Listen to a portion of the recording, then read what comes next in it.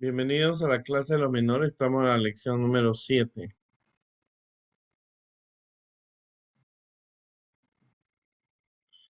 Estamos estudiando la historia de Daniel y vimos la semana pasada, hablamos de que la ciudad de Jerusalén había sido destruida y ahora, tristemente, el templo también de Salomón y ahora el rey Nabucodonosor había enviado a todo su ejército a destruir todo lo que era Jerusalén y todo lo que era el templo. Ah, Se dice que el templo fue aproximadamente destruido en un 7 de agosto. Entre un 4 a un 7 de agosto fue destruido. Ah, El rey Salomón nunca se imaginó que su templo iba a ser destruido. Y entonces lo que podemos ver nosotros es que realmente el rey Nabucodonosor selecciona a la familia real, como habíamos visto, los hijos de los nobles del reino de Judá, para que vayan y sean parte de su reino. Así que les cambió su personalidad, su nombre, su alimentación, les quiso cambiar por nombre de sus dioses. Pero como nosotros vemos, Daniel y sus amigos habían decidido ser leales a Dios y nosotros lo aprendimos la semana pasada de que Daniel decidió conservar su fe, su creencia, a pesar de estar en un lugar lejano, lejos de sus padres, lejos de su pueblo, lejos de sus tierras. Él conservó, ¿no es cierto? Él conservó su fidelidad a Dios. Vamos a ver ahora enfrentando el fuego. Estas lecciones las han visto los niños cuando estaban en la clase de cuna, infantes y en primarios. Pero sucede que en el Daniel 2 había un acontecimiento importante. El rey Nabucodonosor tuvo un sueño que lo dejó sumido en la confusión. Es decir, en Babilonia se recibían sueños. Se consideraban en Babilonia y en toda la Biblia hemos visto que tanto en Egipto, cuando José estaba en Egipto, el faraón tenía sueños. Así que por lo tanto, en toda aquella época se consideraba que los sueños eran que los dioses se comunicaban con los reyes o con los ministros, ¿no? Así que el rey tiene un sueño y automáticamente el rey quería saber el significado del sueño. Y él entonces le dice, y el sueño se le olvidó. Fue tan grande el sueño que él tuvo que se le olvidó. Entonces él pide que le digan a él cuál era el sueño que había tenido. Como si cualquiera puede decirme por $1 millón que he soñado esta noche. Así que como nadie se lo pudo decir, el rey quiso mandar matar a todos los caldeos, a todos los adivinos que tenía en su reino.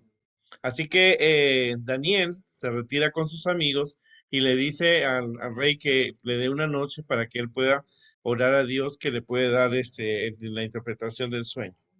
Pero Daniel especifica bien y le dice que él va a orar al Dios del cielo. Cuando eso se refiere al Dios de él, ¿no? En ese sueño, Daniel durante una noche ora con sus amigos, sus tres amigos, y entonces Dios le indica en una visión lo que el rey había soñado. O sea que las únicas personas que sabían del sueño era Daniel y el rey Nabucodonosor, porque Dios le envió el sueño a Nabucodonosor. Ahora tú te preguntarás, y quizás algunas personas también, ¿por qué Dios tenía que mandarle un mensaje a un rey que no estaba en el linaje de Jesús?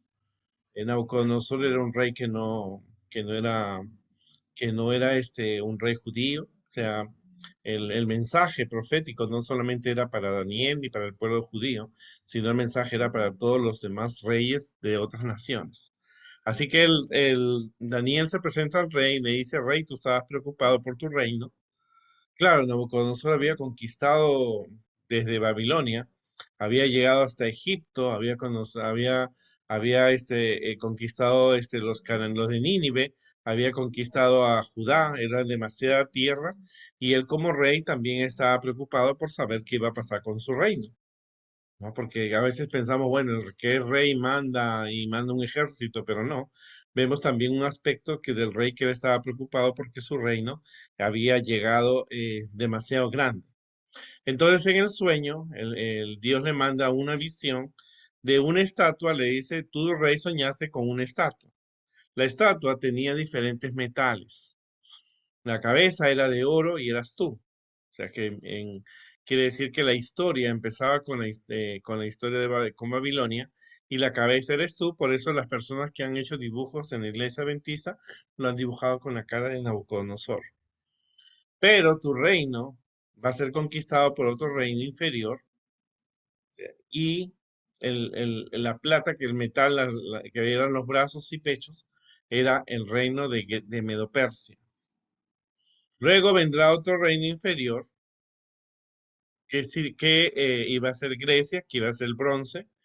Era el metal que usaban los griegos para en sus conquistas, en sus armaduras.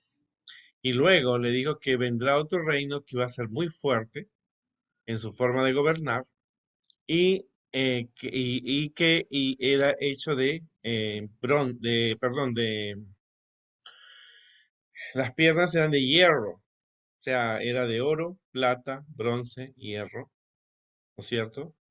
Y luego la estatua tendría los pies de barro y hierro juntos. Cuando se ve que el barro cocido y el hierro no forman un metal fuerte. Entonces el rey, mientras Daniel estaba diciéndole el sueño, él iba entendiendo y reconoció de que ese era el reino el sueño que él había tenido.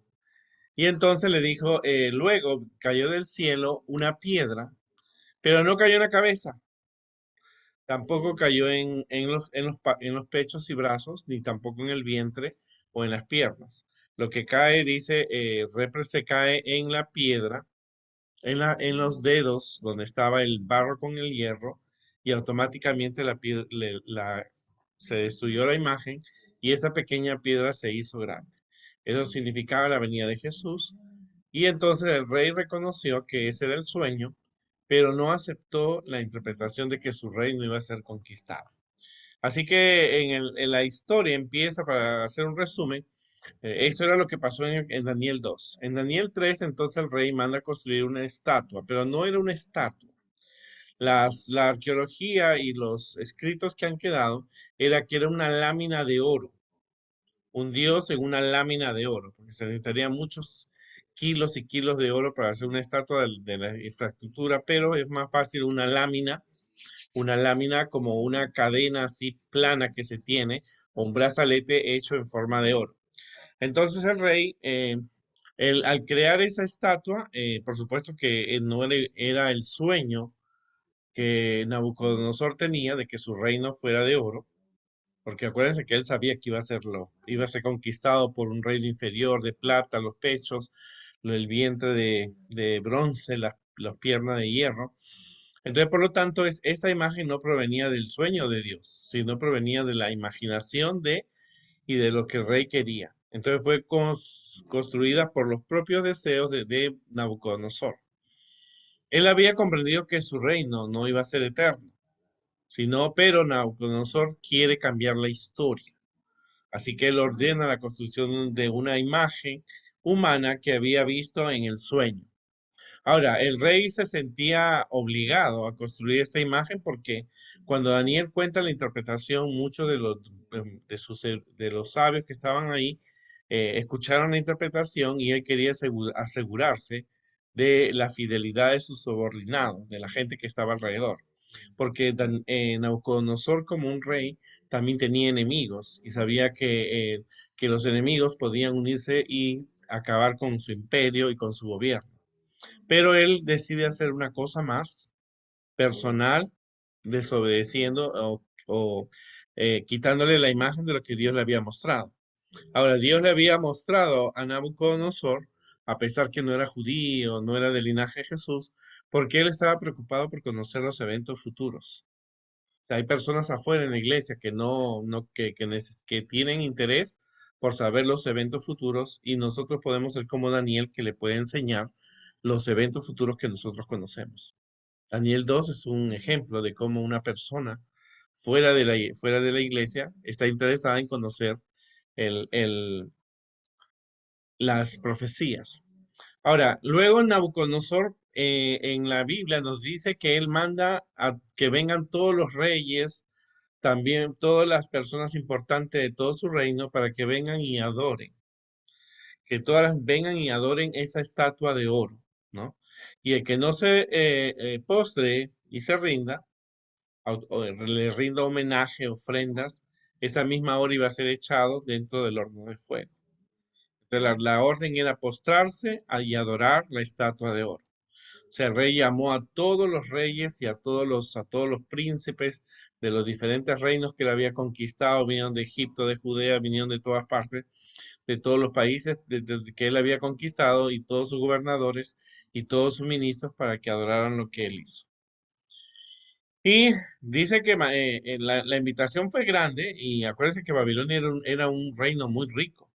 Claro, había conquistado todo, él podía traer comida de Egipto, vacas de Israel, podía traer cereales de los diferentes países, vino, así que había suficiente comida.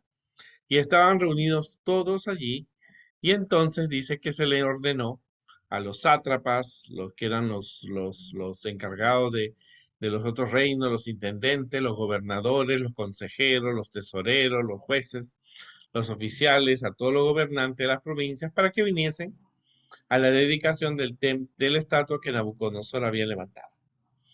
Y entonces, ¿qué tenían que hacer? Al sonido de la música, ¿no es cierto? Cuando se escucha la música, cuando se escucha el sonido de la corneta, la flauta, la citara, la lira, el arpa y la zampoña y todos los instrumentos de música, tenían que postrarse y rendir homenaje a la estatua que el rey había levantado. O sea, en otras palabras, él estaba fomentando la idolatría.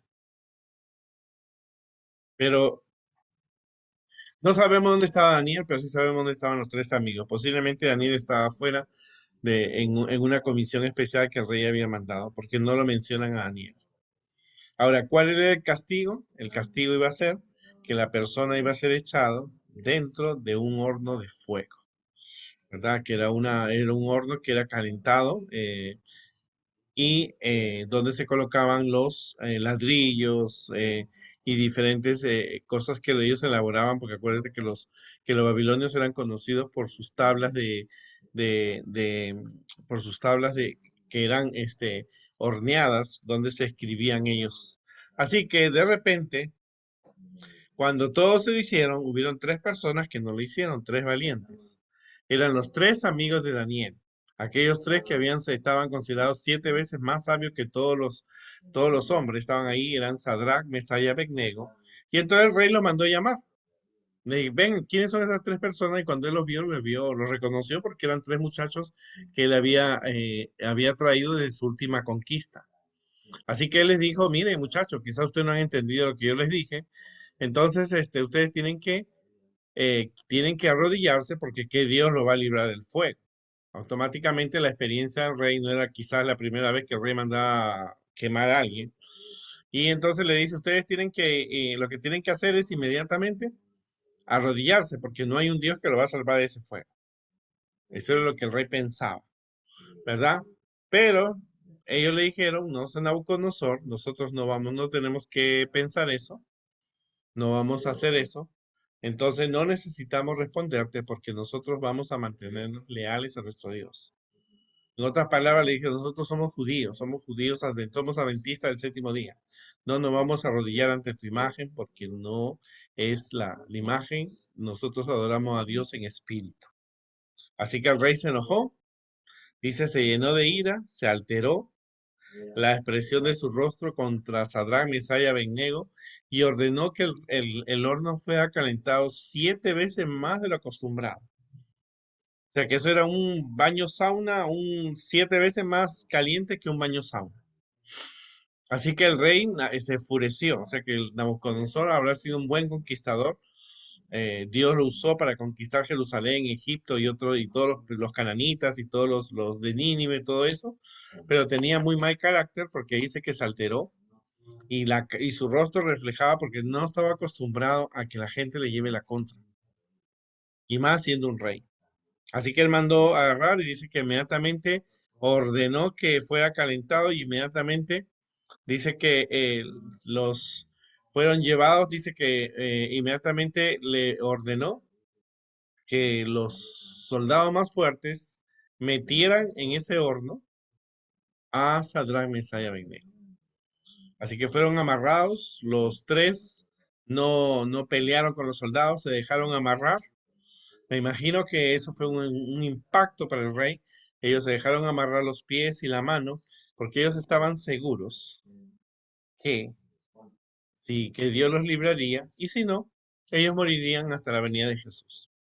O sea, la fe de ellos era tan importante que ellos sabían de que Dios podía hacerlo y si no lo hacía, ellos de igual iban a morir obedeciendo a Dios. La Biblia dice que cuando los soldados echaron a Sadrach, Mesach y Abednego, cayeron muertos. ¿Cómo sería el calor que cayó en ese lugar? Y más calentando el horno 7 veces, que los soldados cayeron muertos. O sea, ni con agua, ni con hielo, bueno, en este no había hielo, pero automáticamente el fuego los mató a ellos, pero ellos habían lanzado a Sadrach, Mesach y Abednego.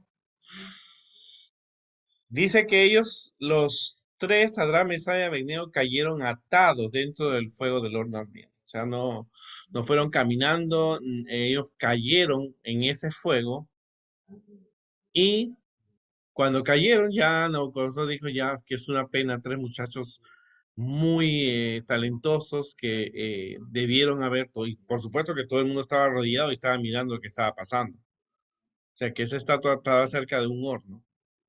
Cuando de repente el rey vio cuatro personas y esos cuatro estaban caminando en el fuego y no había, y ninguno tenía un daño de ellos, ¿cierto? Y el rey dijo, el cuarto, ¿no arrojamos tres hombres? ¿Por qué aquí hay un cuarto? Y el cuarto tiene la imagen del Dios Altísimo, de un hijo de Dios. O sea, ponte a pensar, en Nabucodonosor y nosotros hemos visto una foto de Jesús. ¿Cómo este rey podía tener una imagen, cierto, de Jesús como hijo de Dios si él no tenía, no había una imagen, no habían fotografías y no hay fotos de Jesús? Las fotos que se ponen ahora son fotos de personas que lo han dibujado a Jesús por tradición o por inspiración, pero no es realmente la foto de Jesús. ¿De cómo podía ser ese hombre? Jesús. ¿Cómo él lo pudo reconocer?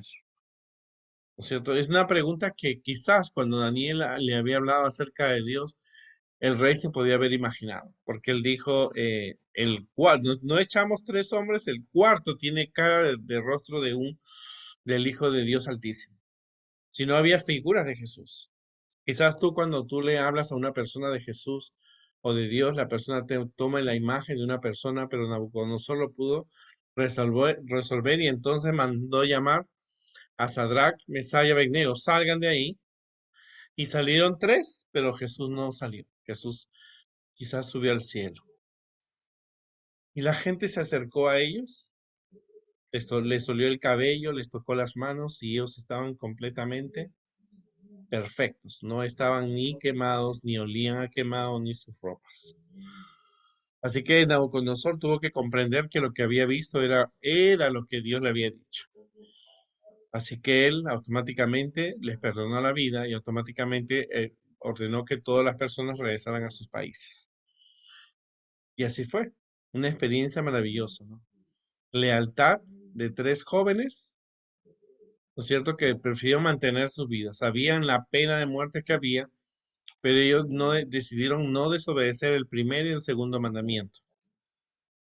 Y el tercero, no tener dioses ajenos, no arrodillarse, no adorarlos y no usar el nombre de Dios en vano. Así que ustedes se pueden imaginar. El capítulo 2 y 3 de Daniel están juntos. Por una parte, vemos que Nabucodonosor era una persona muy difícil. Era una persona que a pesar de ser difícil tenía preguntas. Preguntas acerca del futuro, preguntas acerca que le motivaron a aprender acerca de Dios. Desde que Daniel llegó allí a Babilonia, produjo un cambio. Cuando tú llegues a un lugar, tú tienes que producir un cambio, que las personas tengan un mejor conocimiento de Dios, que las personas realmente aprendan de Dios, porque Nabucodonosor, siendo rey, empezó a aprender de Dios con estos cuatro muchachos. O sea que Dios quiere que a veces salgamos de las cómodas iglesias, que estamos para predicar a los presidentes, a los ministros, porque ellos también ellos hacen un trabajo, pero ellos también tienen preguntas acerca de Dios. Ahorita el hombre más poderoso en todas partes era Nabucodonosor. Y mientras Nabucodonosor gobernaba Babilonia, Jerusalén estaba destruido, el templo estaba destruido, pero la fe estaba viva. La fe de Daniel y sus amigos estaba viva. Ahora, personas como Nabucodonosor encontramos mucho en el camino. Personas que tienen el conocimiento, quieren conocer de Dios, quieren conocer las profecías. Ahora, lo que se necesitaba era amigos como los amigos de Daniel y Daniel, de mantenerse leales a Dios, decir no, aunque les cueste morir a ellos. Sabemos que nosotros somos llamados también a ser mártires. Y estos jóvenes aceptaron su condición de ser mártires. Si tenemos que morir por no desobedecer la ley, moriremos. Si Dios nos salva, nos salva. ¿No es cierto? Y en ese momento, a veces dicen, ser cristiano es bien fácil, pero no, imagínate, ahí tienes el horno, está calentando 7 veces, te vas a morir achicharrado. Y entonces automáticamente tienes que decidir o te mantienes fiel a Dios o no. Así que ellos estaban dispuestos a morir por lo que ellos tenían, por lo que ellos creían, aceptaban y amaban a Dios. Y Dios los salvó. Otros subieron que Dios no los salvó, como Juan el Bautista, que murió decapitado, como Pablo, como Pedro, murieron y los discípulos murieron sin ser, aunque ellos aceptaron la fe, aceptaron la muerte y la aceptaron. En cambio, Juan, el discípulo amado, no. ¿Por qué Dios estaba cuidando a Daniel y a sus amigos? Lo vamos a ver en las próximas clases. Pero ahora es importante. Te preguntarás tú qué pasó con esa estatua. Aunque no era una estatua, era una lámina de oro. Se dice que cuando Ciro, el gobernador que conquistó Babilonia, en una noche cuando todos estaban durmiendo, él vio la belleza de la lámina de oro y la robó y la deshizo como era oro y se lo llevó en lingotes de oro. Así que él después vendría y se robaría esa estatua, que no era una estatua, era una lámina de oro. O sea, era un cuadro largo, alto, bañado en oro. Entonces no era una estatua como la que nosotros vemos a veces en la figura. Era una imagen, como tú ves la Virgen María en una lámina, pero en oro, por supuesto que era valioso, porque era oro. Así que nosotros podemos encontrar esta historia. Muy interesante. Dios necesita, dice, la mayor necesidad del mundo es la de hombres que no se vendan ni se compren. ¿No es cierto? Personas que le llamen a lo malo malo y a lo bueno bueno. Y que se pongan de parte de lo que es correcto, aunque se caigan los cielos. Así que eso fue la experiencia de Nabucodonosor. Primero, aprendió cómo se come. Segundo, aprendió de las profecías de Daniel. Tercero, él estaba aprendiendo que no podía cambiar los planes de Dios. Aunque él era poderoso, aunque él era el rey, él tenía que entenderlo. Cuando quiso cambiar las cosas, Dios se le aparece y ahora Nabucodonosor tenía una experiencia con Dios que no lo habían tenido ninguno anteriormente. Primero, tuvo un sueño de Dios. Ahora él pudo ver a Jesús en el fuego. Muy pocos reyes en Israel y en Judá habían tenido esa experiencia. Pero creo que no me quiero adelantarle, pero esto le estaba enseñando al rey, ¿no es cierto?, que Dios tenía también para él un lugar en el cielo, a pesar que él destruyó Jerusalén y el templo de Salomón. Así que imagínense ustedes, ¿no? Si vamos a ver la próxima semana qué nos enseña la lección, no me quiero adelantar, pero es una lección, la historia de Daniel es una lección bastante impactante. Que Dios nos ayude y nos vemos la próxima semana. Y recuérdense, manténganse leales, amigos de Dios, como lo fue Sadrach, Mesach y Abednego.